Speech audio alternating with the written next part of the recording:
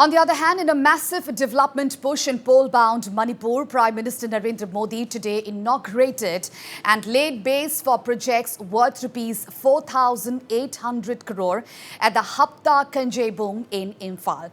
Addressing a mega rally, Prime Minister Narendra Modi focused solely on the development mantra, even as he indirectly slighted the Congress, not even bothering to target it once, indicating that the opposition is no factor for the BJP in the ensuing assembly polls in the state.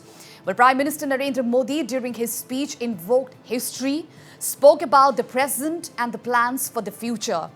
And from a recollecting Netaji Subhash Chandra Bose's feat of hoisting the tricolour in British India at Manipur's Moirang, to terming Rani Gaidinliu as an inspiration to the youths of the region, Prime Minister Narendra Modi called Manipur and the Northeast the driving force of India's growth engine.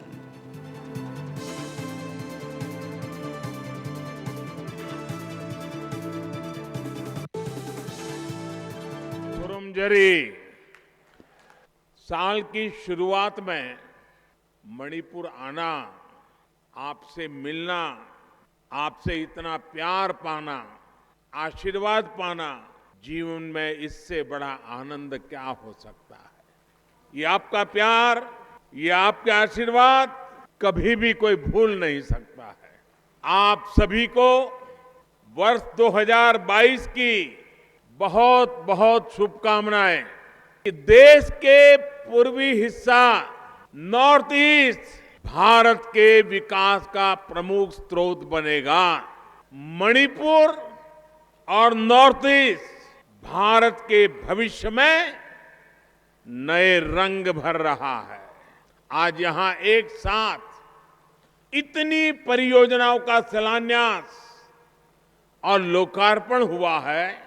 विकास की ये अलग अलग मणियां हैं, जिनकी माला मणिपुर के लोगों का जीवन आसान बनाएगी। सना लईबाग मणिपुर की शान और बढ़ाएगी। इंफाल के integrated command and control centre से शहर की सुरक्षा भी बढ़ेगी और सुविधाओं का भी विस्तार होगा। बराक रिवर ब्रिज के जरिए मणिपुर की लाइफलाइन, उसको एक नई ऑल वेदर कनेक्टिविटी मिल रही है।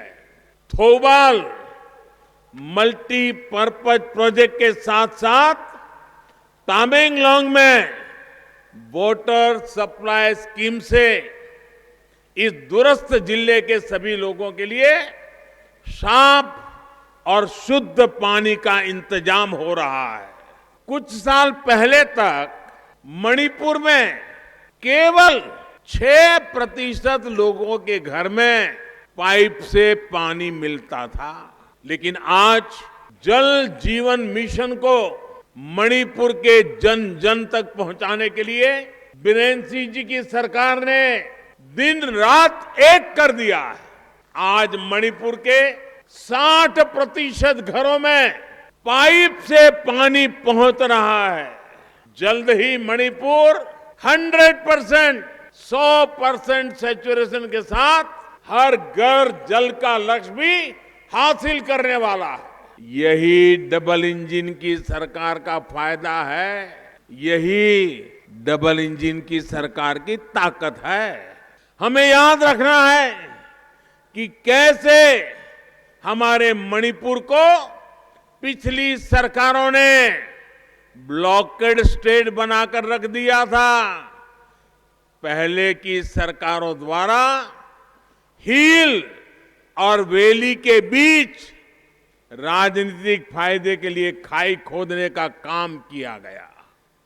मणिपुर ब्लॉकेड स्टेट से इंटरनेशनल ट्रेड के लिए रास्ते देने वाला स्टेट बन गया है।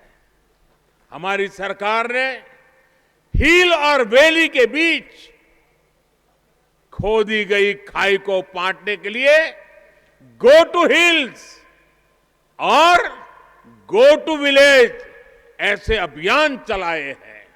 आपने मणिपुर में ऐसी स्थिर सरकार बनाई जो पूरे बहुमत से, पूरे दमखम से चल रही है। ये आपके एक वोट के कारण हुआ। ये आपके एक वोट की ही ताकत है, जिसकी वजह से मणिपुर के 6 लाख किसानों को पीएम किसान सम्मान निधि के माध्यम से सैकड़ों करोड़ रुपए मिले। मणिपुर के 6 लाख परिवारों को पीएम गरीब कल्याण योजना का मुफ्त राशन का लाभ मिल रहा है। प्रधानमंत्री आवास योजना के तहत करीब 80,000 घरों को स्वीकृति। ये आपके एक वोट की ताकत का ही कमाल है। यहाँ के 4,25,000 से ज्यादा लोगों को आयुष्मान योजना के तहत अस्पतालों में मुफ्त इलाज मिलना, 1.5 लाख परिवारों को मुफ्त गैस कनेक्शन दिलवाया है, 1,30,000 घरों को मुफ्त बिजली कनेक्शन दिलवाया है। स्वच्छ भारत अभियान के तहत 30,000 से ज्यादा घरों में शौचालय बनवाया है। कोरोना से मुकाबले के लिए यहाँ वैक्सीन की 30 लाख से अधिक डोज मुफ्त दी जा चुकी है। मणिपुर के हर जिले में ऑक्सीजन प्लांट भी बनाए जा रहे हैं।